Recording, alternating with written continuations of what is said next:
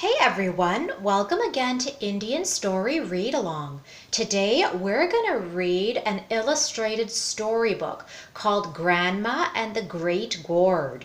Do you know what a gourd is? There is bitter gourd, there's ridge gourd, there's snake gourd, or we call it in Tamil porlanga.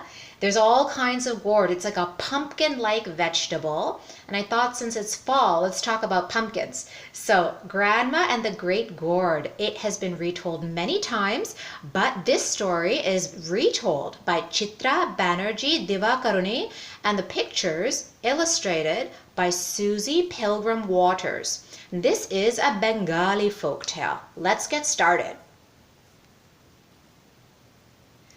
Once upon a time, in a little village in India, there lived an old woman whom everyone called Grandma. She loved gardening and had the best vegetable patch in the village. Grandma lived by herself in a little hut at the edge of the village, next to a deep, dark jungle. At times, she could hear herds of elephants lumbering on forest paths, thump, thump, thump, or giant lizards slithering over dry leaves. Gosh, gosh! She didn't mind because she had two loyal dogs, Kalu and Bulu, to protect her.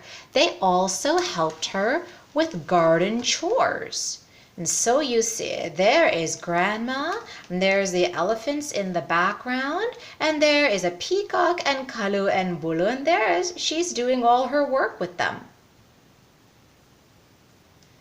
One day, Grandma received a letter from her daughter who lived on the other side of the jungle.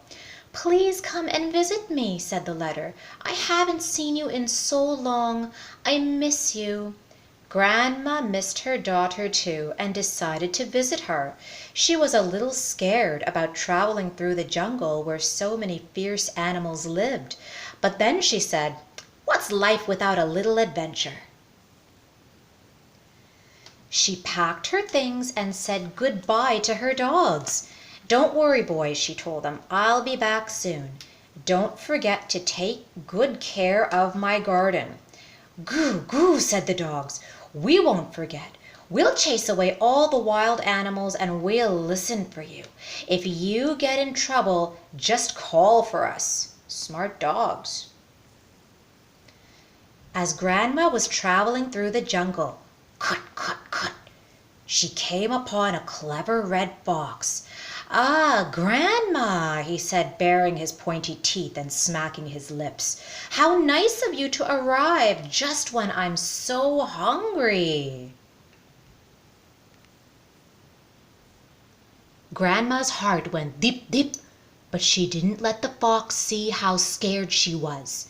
"If you're planning to have me for breakfast," she said, "that's a terrible idea. See how skinny I am?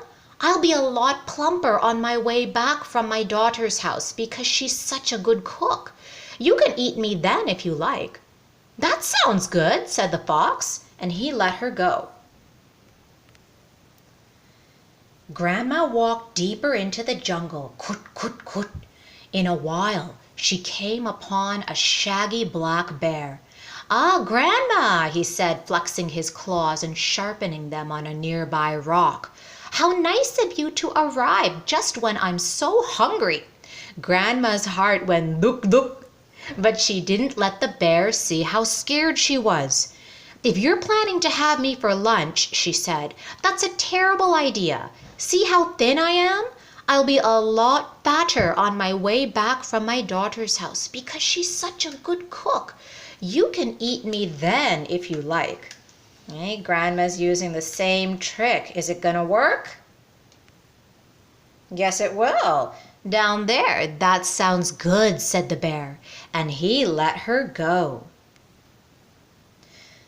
Grandma walked into the deepest part of the jungle. Kut, kut, kut. Suddenly, she came upon a sleek, striped tiger. "Ah, Grandma," he said, crouching low and swishing his tail. "How nice of you to arrive just when I'm so hungry." Grandma's heart went dum dum, but she didn't let the tiger see how scared she was. "If you're planning to have me for dinner," she said, "that's a terrible idea. See how bony I am? I'll be a lot juicier on my way back from my daughter's house because she's such a good cook. You can eat me then if you like." Does the tiger go for it? Ah, he does. "That sounds good," said the tiger, and he let her go. Grandma reached her daughter's house. She had a wonderful time there, playing with her grandchildren and telling the neighbors all about her adventures in the forest. She worked in her daughter's garden, watering, digging, and sprinkling the ground with her special fishbone fertilizer until the vegetables grew so large that people from 3 villages came to admire them. She ate the delicious dishes her daughter cooked, and just as she had told the forest animals, she grew quite plump. But Grandma missed her dogs. She wondered if they had guarded her garden, or if they had let the mice and birds eat everything up. Kutur, kutur, kut. Finally, she told her daughter, "It's time for me to go home. Kalu and Bulu are waiting for me, and so is my vegetable garden. The only problem is the tiger, bear, and fox are waiting too, and this time I won't be able to trick them with words." "Don't worry," said the daughter. "We'll come up with a plan." The 2 of them went into the garden so they could think better, and when they saw the giant gourds, they knew exactly what to do. Grandma's fishbone fertilizer. The daughter picked the biggest gourd and hollowed it out. Grandma climbed in. The gourd was quite comfortable because its walls were as thick as a mattress and its rind was as tough as a rhino's hide. The daughter gave Grandma some puffed rice and tamarinds to eat on the way, and stitched the top of the gourd back on tightly and sealed it with rice glue. "Now no one will know it's you," she said. So there's Grandma sitting inside that huge gourd, a big pumpkin. You can see those pumpkin seeds hanging in there. She took the gourd to the edge of the jungle and gave it a strong push. Gur, gur, gur, gur. The gourd began to roll down the jungle path. In a while, the gourd reached the part of the forest where the tiger was waiting for Grandma. Because he had never seen such a large gourd, the tiger didn't know what it was. "What a strange creature," he cried. He sniffed around the gourd, but because it was all sealed up, the tiger couldn't smell Grandma. In a thin, high voice, Grandma chanted, "I'm just a rolling gourd singing my song. Won't you give me a push and help me along?" "I guess I could do that," said the tiger. "I wonder when that old woman's coming back, though. I'm getting terribly hungry." It rammed the gourd with its head and sent it bouncing down the path. "Daram, daram," bounced the gourd. "Babre bab," said Grandma. My mom always used to say that. That was close. It's a good thing that the flesh of this gourd is so soft, or my bones would be shaking like the stones inside a rattle. And she ate some puffed rice and tamarinds, her snack for the journey. In a while, the gourd reached the part of the forest where the bear was waiting. He too didn't know what the gourd was. "What a strange creature," he cried. He sniffed around the gourd, but because of the rice glue, he couldn't smell Grandma. Grandma chanted, "I'm just a bouncing gourd singing my song. Won't you give me a push and help me along?" "I guess I could do that," said the bear. "I wonder when that old woman's coming back, though. I'm getting terribly hungry." He gave the gourd a powerful swipe with his paw and sent it spinning down the path. Chut-put, spun the gourd. "Bapre bap," said Grandma. "That was close." It's a good thing the walls of this gourd are so thick and strong, or by now I'd be dizzy as a dervish. And she ate some more puffed rice and tamarinds. The gourd rolled and bounced and spun until it was almost at the edge of the forest. Only a little while longer, thought Grandma. Just then the gourd reached the part of the trail where the fox was waiting for Grandma. "What's this now?" he cried, sniffing around the gourd. Grandma chanted, "I'm just a spinning gourd singing my song. Won't you give me a push and help me along?" But the clever fox said, 101 times I've sneaked into villages to steal chickens, but I've never seen a singing gourd. Something odd is going on here." He grabbed the top of the gourd with his sharp, pointy teeth and shook it back and forth until the rice glue cracked and the stitches broke off. Out fell Grandma, dab, dabash.